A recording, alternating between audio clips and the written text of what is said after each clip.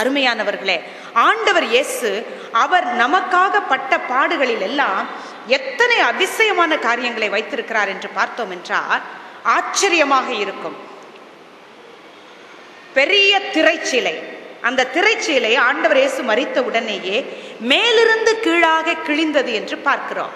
இந்த திரைச்சீலை எப்படி வடிவமைக்க வேண்டும் என்று ஆண்டவர் யூத ஜனங்களுக்கு வெளிச்சம் போட்டு விளக்கமாக சொல்லி இருக்க, அதன்படி அவர்கள் அந்த திரைச்சீலையை தயார் செய்கிறார்கள். எப்படியாம் 40க்கு 60 அடி நீளம் இருக்க வேண்டும், 40 அடி உயரம் இருக்க வேண்டும். அதனுடைய அகலம், அந்த துணியோட அகலம் 4 இன்ச்சிலிருந்து 6 இன்ச் வரைக்கும் கையில மொத்தமா பிடிக்க முடியாத அளவுக்கு இவ்வளவு மொத்தமா இருக்கும். அதை அவ்வளவு மொத்தமாக அவ்வளவு நீளமாக இருக்கிற அந்த திரைச்சீலை, அதை 300 ஆசாரியர்கள் ஆலயத்துக்குள்ளார கொண்டு வந்து மாற்றுறதுக்கு, தூக்கி நிறுத்துறதுக்கு 300 ஆசாரியர்கள் சேர்ந்தால்தான் அதை மேல மாட்டி வைக்க முடியுமா. அப்படி கஷ்டப்பட்டு 2 வண்டிகளிலே கொண்டு வந்து அதை ஏற்றுவார்கள். இன்னைக்கு இருக்கிற சாதாரண சிறிய வண்டிகள் கிடையாது, அன்றைக்கெல்லாம் பிரம்மாண்டமாக இருக்கும். அந்த வண்டிகளிலே கொண்டு வந்து மாட்டுவார்கள். இவ்வளவு தடிமனாக இருக்கிற அந்த திரைச்சீலை நீதியுள்ள பரிசுத்த தேவனுக்கும் நீதியற்ற மனுஷனுக்கும் நடுவுல அது திரைச்சீலையாய் இருந்திருக்கிறது. உள்ளே செல்லுகிற ஆசாரியன் பழுதற்ற ஆட்டை பலியாக கொடுத்து இந்த ஜனங்களின் பாவங்களை மன்னியும் என்று கேட்பதாக அன்றைய தினத்திலே இருந்திருக்கிறது. ஆனால் என்றைக்கு பரிசுத்தருடைய இரத்த கரை அவங்களுடைய கரத்துல இருந்துச்சோ, என்னைக்கு ஆண்டவராகிய இயேசு கிறிஸ்துவையே குற்றவாளி என்று சொல்லி அந்த இரத்தக்கரையை அவங்க கையில வாங்கிக்கிட்டாங்களோ, அன்றைக்கு நீங்க உள்ள வந்து பழுதற்ற பலியை செலுத்த லாயக்கில்லாதவர்கள் என்று சொல்லி மேலிருந்து கீழே ஆண்டவரே அந்த திரைச்சீலையை 2ஆக கிழித்து போட்டார். ஆமென், ஹல்லேலூயா. அப்படியாக 2ஆக கிழிக்கப்பட்ட திரைச்சீலை இன்றைக்கு தைரியமாய் நீங்களும் நானும் கிருபாசன தண்டையிலே போய் ஆண்டவரே என்று தொழுது கொள்ள, ஆண்டவரே என்னை மன்னியும் என்று சொன்ன மாத்திரத்திலே ஆண்டவருடைய பரிசுத்த அந்த ரட்சிப்பின் அனுபவத்தை நீங்களும் நானும் பெற்றுக்கொள்ள வேண்டும் என்பதற்காக அந்த திரைச்சீலை ஆண்டவர் 2ஆ கிழிச்சு போட்டார். ஹல்லேலூயா. சங்கீதம் 51 10, 11, 12 வசனங்களை சொன்னார். சுத்த இருதயத்தை என்னில சிருஷ்டிங்க ஆண்டவரே, உம்முடைய பரிசுத்த ஆவியை என்னிடத்திலிருந்து எடுத்து போடாதிரும் ஆண்டவரே, உங்களுடைய ரட்சண்யத்தின் சந்தோஷத்தை தினமும் தினமும் நான் அனுபவிக்க எனக்கு உதவி செய்யும் ஆண்டவரே என்று நாம் கேட்க வேண்டுமா? அருமையானவர்களே, இன்னைக்கு ஆண்டவர் அதைத்தான் சொல்றார். திரைச்சீலை 2ஆக கிழிந்து நீங்களும் நானும் பலிப்பீட தண்டையில நேராக போய் அவர் முன்னால நிக்கிறது, இதைத்தான் ஆண்டவர் விரும்பினார். அன்னைக்கு மனுஷனோட சஞ்சரிக்கணும், என்றைக்கு பார்த்தாலும் தான் மனுஷனோட இருக்கணும்னு தான் மனுஷனை சிருஷ்டித்தார்.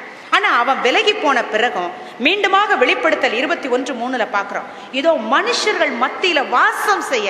இதுக்குத்தானே ஆண்டவர் விரும்பினார். மனுஷர்கள் மத்தியில வாசம் செய்யறது தேவனுக்கு ரொம்ப பிரியம். ஆமென். ஆகவே தான் அவர் சமூகத்துல உட்கார்ந்து அப்பான உளமாற கூப்பிட்ட மாத்திரத்துல அவருடைய பிரசன்னத்தால் நம்மை நிரப்புகிறார். ஹல்லேலூயா. இதை அனுபவபூர்வமாய் புரிந்தவர்கள் ஹல்லேலூயா சொல்லுவாமே. ஹல்லேலூயா, ஹல்லேலூயா. மனுஷனோடு சஞ்சரிக்கிறது அவர் ரொம்ப விரும்புகிறார். அவர் விரும்பி விரும்பி வணைந்த கைவேலைப்பாடு நீங்களும் நான். ஆகவே குற்ற உணர்வு ஒரு நாளிலே உங்களுக்கு தோன்றியது என்றால் உடனே நினைச்சிடாதீங்க, ஐயோ ஆண்டவர் சமூகத்துல வருவதற்கு எனக்கு தகுதி இல்லை என்று எண்ணி விடாதிருங்கள். ஆண்டவர் நம்ம கிட்டெல்லாம் விரும்புறது என்றைக்கும் அவரிடத்திலே தைரியமாய் செல்வதற்கு. எப்போ ஆண்டவராகிய இயேசு கிறிஸ்துவின் பரிசுத்த இரத்தத்தினால் என்னை மன்னியும் என்று தாழ்த்துகிறோமோ அன்றே விடுதலையை கொடுக்கிறவர். எத்தனை முறை தவறு செய்தாலும் உளமாற வருந்தி ஆண்டவரிடத்துல மீண்டும் ஒரு முறை செய்ய, என்னை பார்த்துக்கங்க, அதுக்கு கூட என்கிட்ட பலம் இல்லை ஆண்டவரே, தயவு பண்ணி என்னோடு கூட இருந்து மீண்டும் ஒரு முறை அந்த பாவத்தின் பக்கம் போகாதபடிக்கு உதவியாயிரும் என்று கேட்பதற்கு நமக்கு சொல்லிக் கொடுத்திருக்கிறார். ஆமென். ஆகவே அருமையானவர்களே, குற்ற உணர்வு, எதை குறித்த குற்ற உணர்வு உங்களுக்கு வேண்டாம். இன்றைக்கு ஆண்டவர் முதலாவதா எடுத்து போட விரும்புகிறது நம்முடைய இருதயத்தில் இருக்கிற குற்ற உணர்வு. அன்றைய தினத்திலே யூதாஸ் ஆண்டவருடைய பரிசுத்த மகாபெரிய ஆசீர்வாதத்தை அற்ப ஆதாயத்திற்காக ஒன்றுமில்லாமல் ஆக்கி போட்டதை பார்க்கிறோம். மார்க்கு 4ஆம் அதிகாரத்துல பார்க்கிறோம், தன்னோடு இருக்கவும் ஆண்டவர் எதற்காக சீடர்களை அவர் தேர்ந்தெடுத்து கொண்டார் என்பதை குறித்து பேசுகிறார்.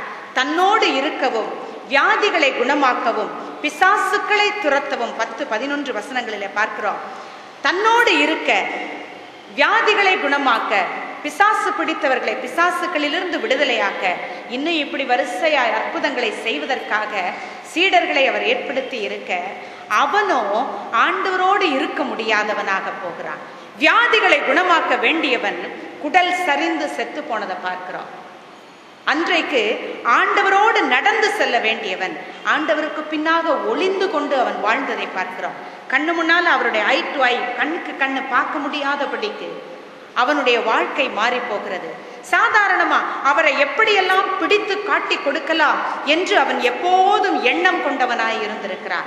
எப்போது ஆண்டவர் பின்னால நடந்து கொண்டிருக்கும் பொழுதெல்லாம் அதற்கு கணக்கு பார்த்து கொண்டு இருந்திருக்கிறான் என்று வேதம் சொல்லுகிறது. ஆம் அருமையானவர்களே, ஆண்டவரோட நடந்து கொண்டிருந்தவன் தான், அவர் என்னோடு கூட இருந்தவன் தான் தன்னுடைய குதிங்காலை எனக்கு நேரா தூக்குனான்னு ஆண்டவர் சொல்லுகிறார்.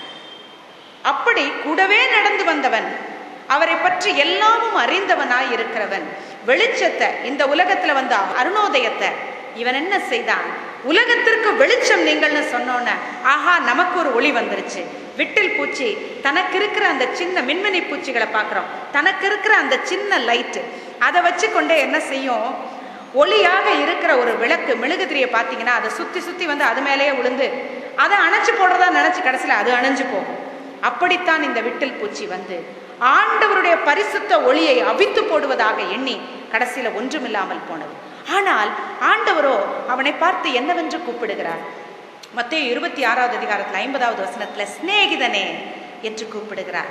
சிநேகிதனே எங்கப்பா வந்தன்னு கேட்கிறார்.